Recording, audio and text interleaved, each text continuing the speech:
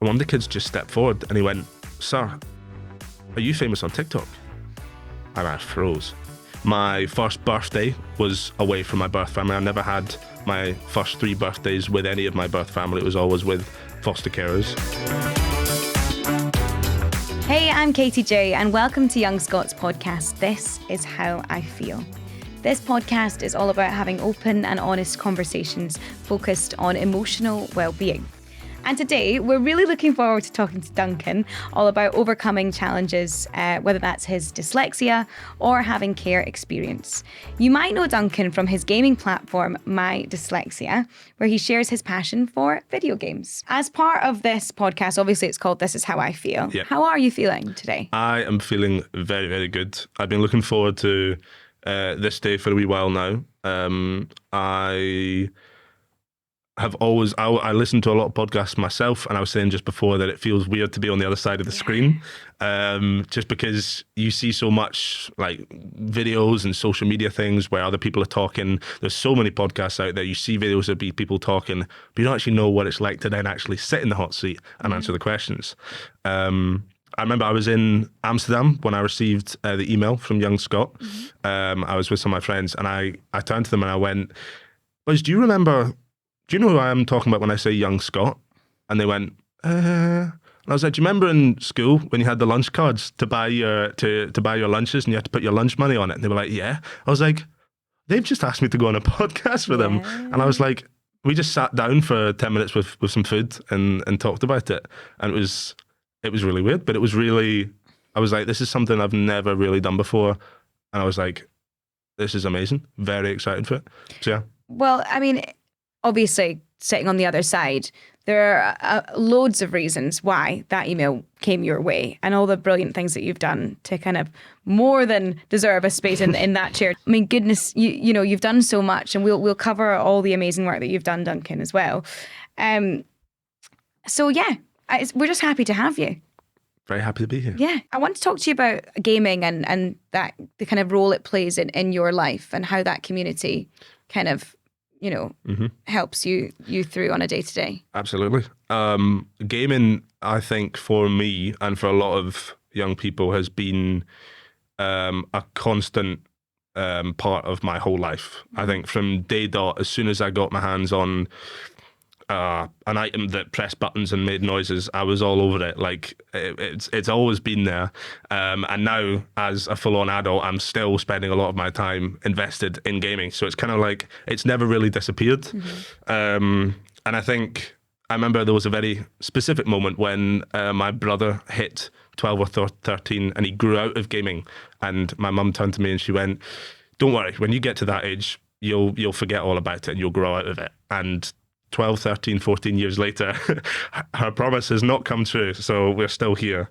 I think my very first experience of having my own gaming piece would have been when I was maybe 3 or 4, and I had a old school Game Boy Advance in silver. And Thank you for the detail. Well, it's very important to me. My brother got a red one and he left it on a bus, so I hold on to mine very dearly. But that was the very first kind of experience of having my own little world that in a weird way you could just disappear off to. And those ages for me were very busy. I had a lot going on in my kind of younger years of life, and it was a very good distraction in a weird way that allowed me to just disappear into a little Game Boy and just play my favorite games and have a good time without really needing to worry about, I guess, what was going on actually. The big game for me when I was younger was Pokemon. Even to this day, I'm a big Pokemon fan and have been my whole exact life. And even throughout the years that I was growing up, I'd just get the next Pokemon game and we'd playing that. So if any Pokemon fans out there recognize Pokemon Gold on the Game Boy Advance, that was my childhood, pretty much. That was your escape. That was my little world that I enjoyed to just disappear off to. And obviously everyone has their own tough times going on in life, and it happens kind of throughout the whole of life. Regardless of what's going on, everyone has their own dips. And I think the games were always there for me when I needed a little time to just kind of have some time to myself, or something different was going on, games were always there. I think we hear a lot of the time as well, like, oh, you know, your brain's rotting, you're on that game 24/7, like it can't be good for you. Yeah. Well, actually here we're seeing that completely flipped on its head. Absolutely. In the sense that it became a real strength for you and a real comfort.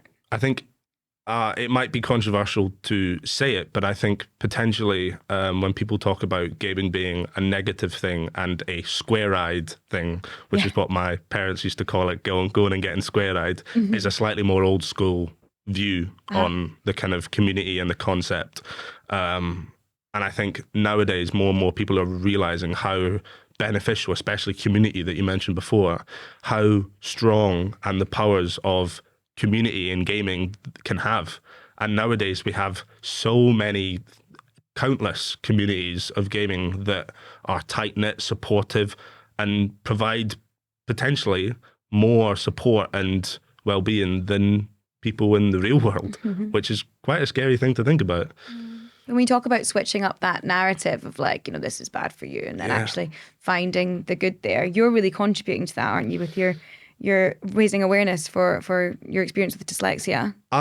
It's a little bit of an odd one because I didn't think I was going to be spreading so much like information about it or attracting so many of these like-minded people that have had experiences with dyslexia. But if you want me to talk about the very first interaction with that. Please, can you? Yeah. So the very first time I kind of experienced that was I was doing my gaming and my streaming, and while I was live streaming, I would do something very specific with my words.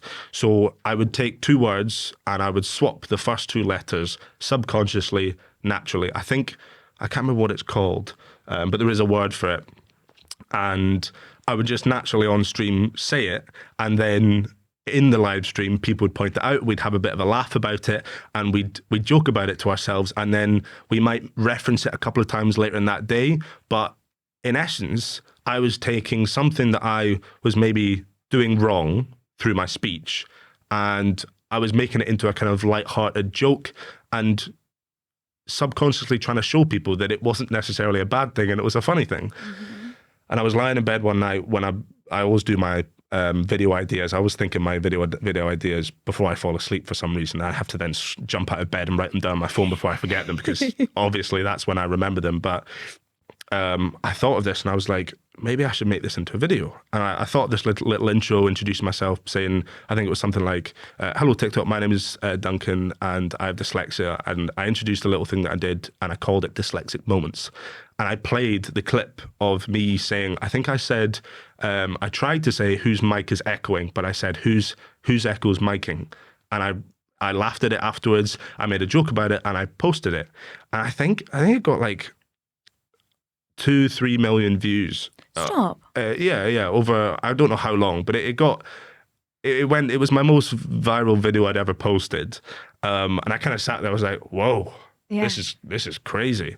And I had a thing at the time, like your LEDs, where I'd linked up if I got a follow on my platform on Twitch, the light would flash.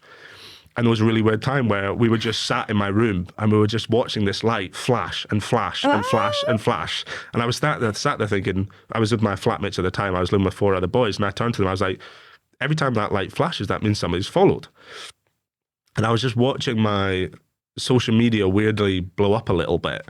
And I was like, this is really cool. And obviously when one thing like that goes well, I'm like, okay, I'll do another. Let's post another. And don't get me wrong, it didn't happen every stream because it's not forced. It's completely natural. So I could only do it every so often. But when I did, they did really well. And I suddenly had this kind of influx of people in the comment section being like, oh my God, I do this. I thought I was the only one. Or, oh, is this dyslexia? Does this mean I have dyslexia? Or people just commenting, kind of almost realizing that what they do is not a bad thing. And people are like, I'm so glad that you turn this into a kind of light-hearted joke, or the way that you approach this. And I think it's really good, and people really bought into it. And I after a few weeks or something, I had this kind of little army of dyslexic people on my streams, just kind of being like, just chatting about it all the time. And that's how it kind of started off. you know what's really interesting about that as well? Because we live in a world that, we're obsessed. We strive for perfection at every stage, Yeah. And in a kind of broadcasting sense, if you had a time to sit and edit that video and put it out and it wasn't a live stream of consciousness, you'd done a retake on that, wouldn't you? Yeah, you could do. And it would never have happened. No. But the fact that it was raw, organic, this is what's happened, and you decided to kind of highlight that, which goes against everything we're taught about perfection. True. Is really interesting because it's the real stuff that resonates with people, True. And I think people, it's funny you mentioned perfection because the actual video that I posted, it's like the classic TikTok format where it's like your face cam, your face at the top with the gameplay in the middle. And the face cam wasn't very high quality and it didn't look very good and the gameplay didn't look very good, but it kind of, I'm sure it showed people that the reason the video was did so well was because nothing was perfect, and people, if it was a really high quality video with really popping captions and high quality gameplay, I think people would be like, maybe this is scripted or maybe this isn't real, or I'm not sure if I buy into this. But because the quality was so low and it was it was literally a guy that had just taken a clip from his video and just posted it. Yeah. It was like, oh wow, this is literally just like rock bottom guy just posting his videos, which was quite cool, I guess. Yeah, and it subverts that expectation that everything you see online is like glossy and absolutely really like, especially now, I would say. I think that was like 2 years ago, and I'd say right now, like, people are always talking about how you should be making your videos better and how things need to be this, that, and the other. And buy this expensive piece of equipment, please. The ceiling is so high. Yeah. And realistically, a grainy shot of you stumbling over your words made people feel seen. Yeah. Which is awesome and a massive impact. You spoke a little bit before about how gaming was this sort of oasis of calm away from the stresses of everyday life, and you had a lot of challenges growing up. I wondered if you'd share some. I definitely wasn't necessarily dealt the best cards at birth. The first 3 years of my life were spent in and out of my foster family and through foster carers. So the big thing about those 3 years was my kind of, up until very recently, my secret was that I am a care experienced individual and I'm adopted. And yeah, the first 3 years of my life were spent in foster care and in and out of it to go and stay with birth family. My first birthday was away from my birth family. I never had my first 3 birthdays with any of my birth family. It was always with foster carers. Between those years, I went through 8 different foster carers, approximately for 2 weeks, give it or take, and then you'd be whipped away and either back with your birth family for a bit or back into another foster carer. And so I guess it wasn't, it maybe felt natural at the time, but it definitely wasn't easy. My birth dad was not very present, took a job and decided to prioritize the kind of job side of things and not supporting his family. And my birth mum was a very strong alcoholic and drug user, and her version of gaming, her cope would have been the drinks and things. So it was never really going to work. And I think there were several times where there was an agreement where I would go back, me and my brother would go back with my birth family, and it would be like, okay, here's a chance. And within a certain amount of time, it was deemed not safe yet again, and we'd come back into foster care. So I think the plan was to always try and be with the birth family, but it just didn't work, and it got to the point where it was deemed not a safe environment. And at the age of, I think, 3, I met my now lovely adopted parents, and they fostered us between the age of 3 and 5, and then at 5 we were officially court official adopted. So there was a lot going on, and I think in the kind of foster care experience and birth family experience, there's a lot going on. There's a lot of movement. There's kind of, especially at that age, you don't really know what's going on. There's a lot of social workers coming in and telling you that this is happening or that's happening, and they might not really understand what's going on either, but they're the ones that have to kind of relay the information to you, and it's all very stressful. And I think I was lucky for periods where my brother was probably the the best person that looked after me. He was probably, and he doesn't necessarily get recognition for it, but I think he was probably the person that cared about me the most. But when I was in foster cares, he was with my grandparents. They could only take one person, so they took him, and I went into foster care. But yes, gaming was definitely, as you can imagine, the thing I enjoyed the most. And at times when I got opportunities to kind of hide away from all those things going on, gaming was obviously going to be a thing I chose to delve into, and it just stuck with me. And I think if I didn't have that young interaction with gaming, maybe I wouldn't be doing it today. Maybe I might have bought into something else, but it happened, and it's led us to be who we are today, I think, and I wouldn't change it any other way. I spoke to a little bit about how that experience, those kind of first 3 years of my life, I think have turned me into the person today. And if you genuinely ask me, would you change anything? I wouldn't change anything. Really? Because for many reasons, I don't think I'd be as social as I am if it wasn't for the kind of constant movement and that kind of 2 weeks getting to know and being encouraged to speak to your new family that you're probably quite terrified by. And then after the 2 weeks are up, you're okay, you never see them again, you're on to a different family. And it's kind of like, okay, I've just been told to speak to these guys, now I have to speak to these guys. And there's a constant kind of cycle of having to go through that process of buying into people and meeting people for the first time. And that can't be easy for people at young ages, for anyone in the foster care system or anyone in the adoption system.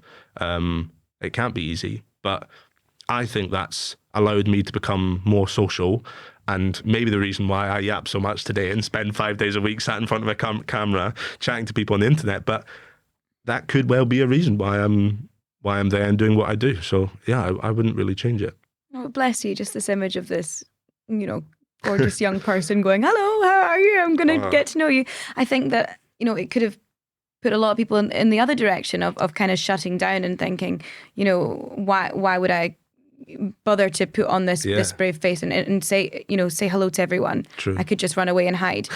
And you're doing that in the gaming in the sense that you're finding the escapism, but you're still this kind of vibrant, sociable individual that we see in front of us. I think it provides a lot of scope. I think a lot of people turn around when people are having a lot of hardship, they kind of turn around and say, oh, you don't understand. Like, I've got a lot going on with my life. You don't understand. And I'm kind of sat there like, try me. Yeah. Honestly, try me. And I've spoke to a few people that either themselves or have gone through the kind of foster care or adoption or know people, and even something like that as a middle ground between people helps bring people together, because there's a lot of relativity, I guess.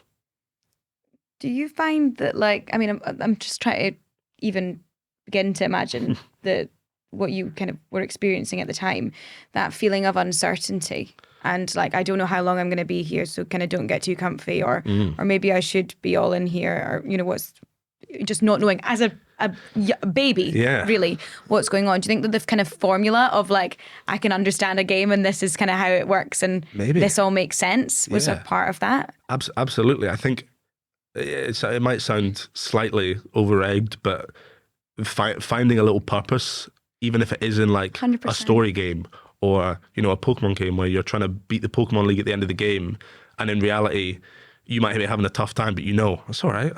This is 50 minutes waiting for the next person to arrive. Yeah, I'll set up my Pokemon on my Game Boy Advance. Sure, that's easy. Thank you for being late. Thank you for letting me, thanks for giving this time to go and beat the Pokemon League for the third time or something like that. Yeah, absolutely. I think it provides a lot of.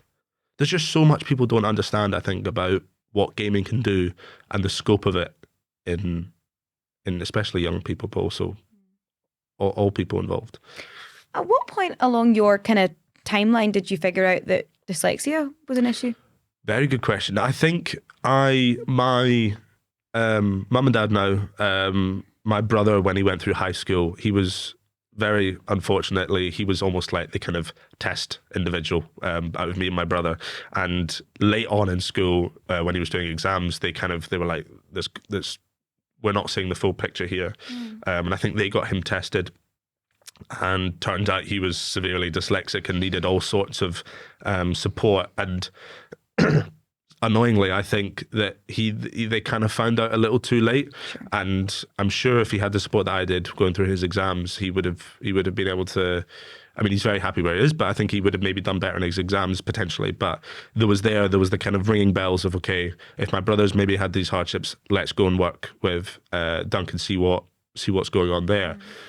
And in all honesty, I don't remember the full process, but I do remember going to a centre, a learning disability centre, where we did little tests on the computer, like remembering phone numbers. There was little arcade games where you had to try and remember phone numbers and match the two puzzles together, and which puzzle is the same as this one, etc. Loads of different kind of, I imagine, mental games and like mathematic games and English games. But you're like, yeah, I love games. I love games, but hear me out, buddy. This is tough. This is tough stuff. And I remember I did all sorts of stuff. And one of the things that stuck in my memory was they got you to crawl along the floor. And they did this thing where I can't remember which version it is, but apparently most people will either crawl with their right hand and their right knee at the same time, and then their left hand and their left knee at the same time. And one of those two is the normal thing. And the other people will go cross, and they'll go right hand and left knee at the same time, and left hand and right knee at the same time.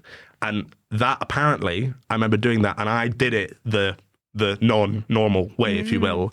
And that was a flag that was flagged that meant I had some sort of processing, not difficulties, but like differences, I guess you would say.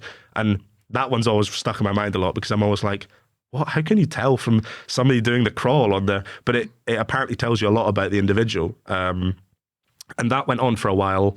In the end of my primary school, I went to a school in Edinburgh for a year, and then actually changed schools and went to a school on the east of Scotland.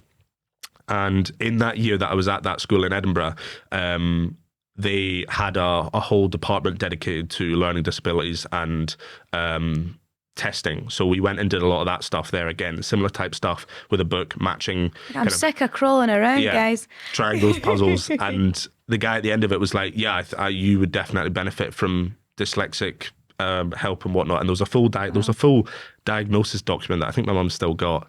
And it ended up being that by the time I hit third year or fourth year in high school, when I was sitting my national fives, I had, throughout that time, I was given a green overlay. Mm-hmm. So I was given a reading overlay. Green was discovered to be my best performing colour. It was all linked to information processing. So my brain would apparently process information better when it was on a green paper or a green overlay. So I was given a green overlay. I was given extra time processing, apparently, again, something to do with I was just poor at processing information, and that meant that it took longer. So I was given extra time. I was given an extra room to do my exams in. There was loads of support that was in there. But I should have brought them in today. I also had a set of glasses. And the glasses were a little bit prescription for long distance, but mostly they had this green overlay in them. And by the time I hit fourth year, I was told I didn't need the green overlay anymore because they were in the lens of my glasses. I did a video about this the other day that, again, a lot of people resonated with, but the glasses, when you reflect them against the light, you can see the green overlay, and it's basically got that reading overlay put into the glasses to help with the information processing that was previously a hindrance. And I wore those, and I did all my exams and my studying and my stuff through high school, and that was the support that I got. How brilliant, though, because the things with this support, the things that you've gone on to be able to achieve, just these kind of simple amendments to what could have been your experience has enabled you to go on to university, to go and be an educator yourself. Absolutely. And establish this platform. Yeah. Was it something that you were passionate about when you were teaching, to make sure that these kind of things were spotted in others? One of the big, I wouldn't necessarily call it a movement, but one of the things I put in place or raised within the first week of me working at my school for my probationary year was for foster experienced children and adoption experienced children, there is a bursary available at university that basically provides an incentive for people that have gone through the care system to go to university.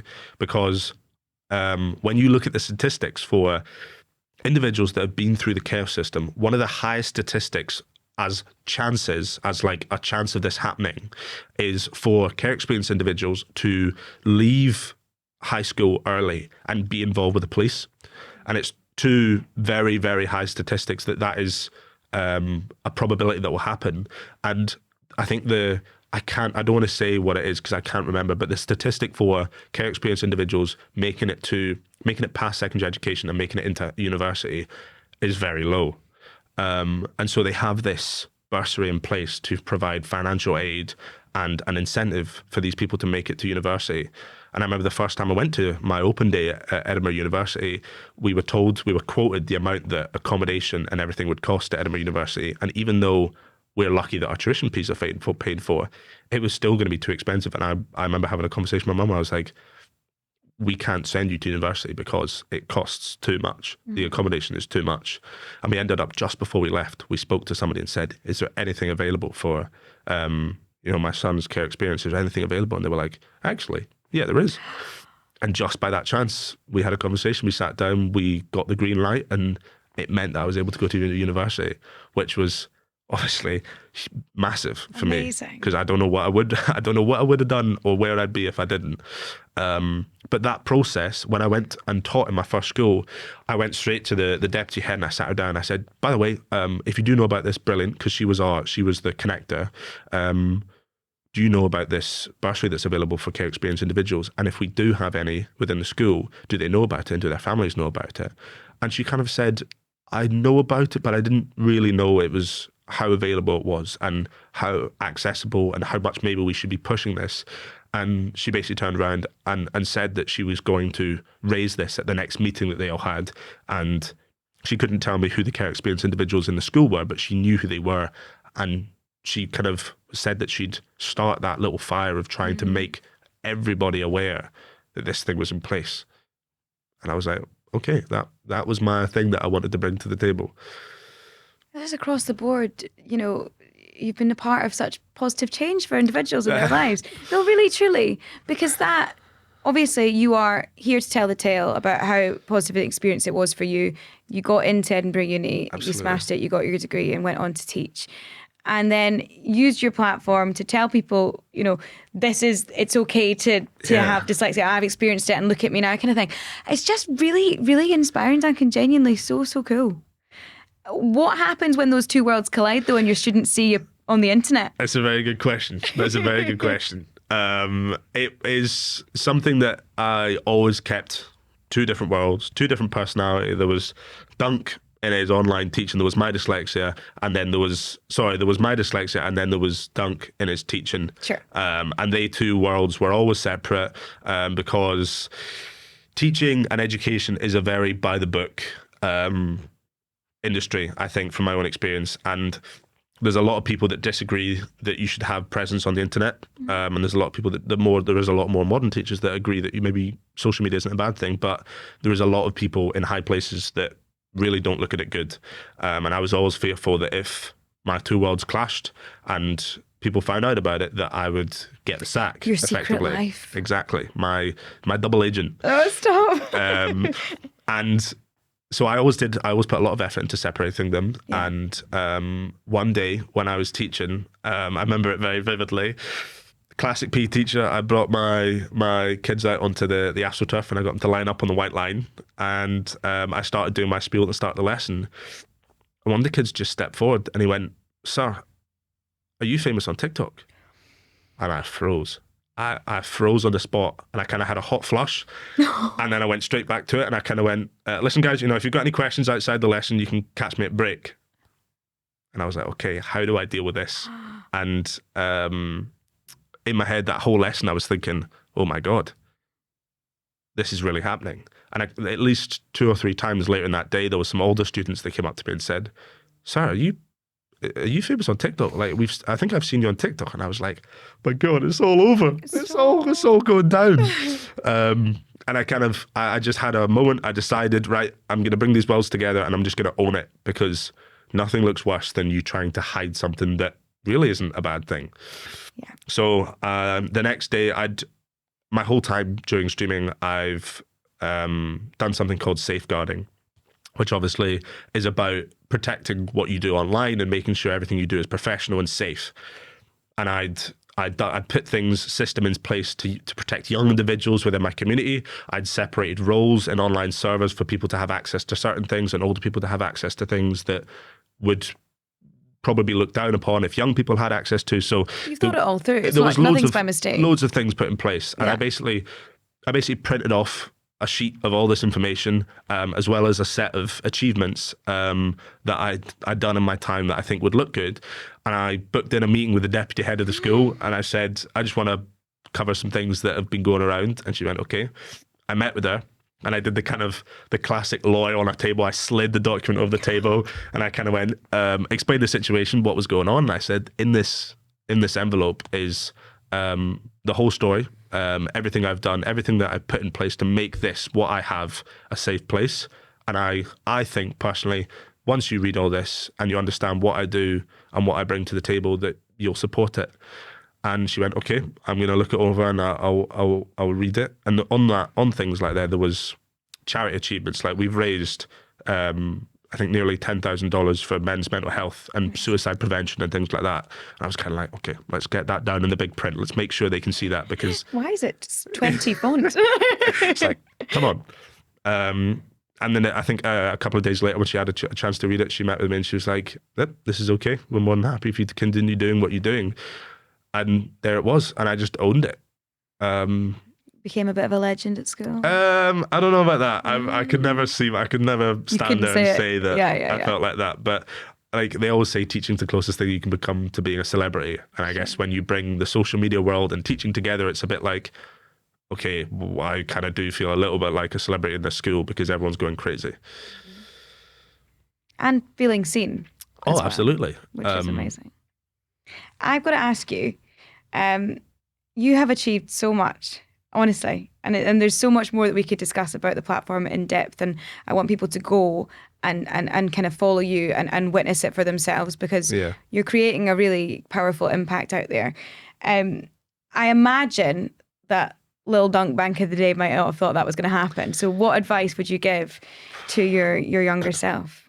I generally think, and I think a lot of people out there actually say it, so I'm definitely not the first person to say it, but I generally think, own what you've got and just stick to who you are. And if you've got things that are different about yourself or unique to yourself, make it your niche, make it your power, make it your superpower. And I think if you believe that it's not special, other people won't. But I think if you portray it and you mold it the way that you want to, other people will see it how you see it. I generally think. That's amazing. Honestly, and that's how you've cut through, isn't it? Just by being yourself and by walking that walk, and other people are like, oh, this guy's pretty cool. And I've got those things going on as well. And he can do it, so I can do it. I've tried my best. That's all I've tried to do. You're doing pretty well. This has been great. Thank you so much, Duncan, for coming in and chatting to us. And of course, thanks to everyone who's tuned in for listening today. Remember, if you need help or support with how you're feeling, Young Scot has tons of information at young.scot/AyeFeel. That's young.scot/AyeFeel. A-Y-E, Duncan, why? Remember that, because spelling's important. If you spell it wrong, they're not going to be able to see it. But also because... Spoken like a true teacher. Well, we need to get Scotland on the map. Well done. Perfect. If you want to follow Duncan's work, then make sure that you are following him on all the things. Instagram, TikTok, we are what? What's the handle? MyDylsexia, but remember it's spelled incorrectly for obvious reasons. Also, don't forget, if you're under 26, then make sure you get your free Young Scot National Entitlement Card with thousands of discounts in Scotland and across Europe. Yeah. We're going global. Subsidised public transport and a whole lot more. Visit young.scot/card for more info. Finally, Young Scot members can claim 100 reward points for listening to this episode by visiting Young Scot membership and typing in gaming as your points code.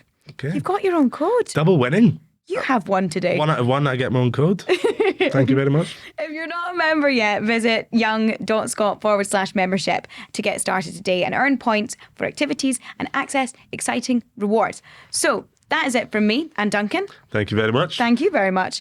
I hope you've enjoyed this episode of This Is How I Feel. And if you have, then please rate, review and subscribe to us, which means you'll get instant access as soon as the next episode drops. Looking forward to next time already. See you then.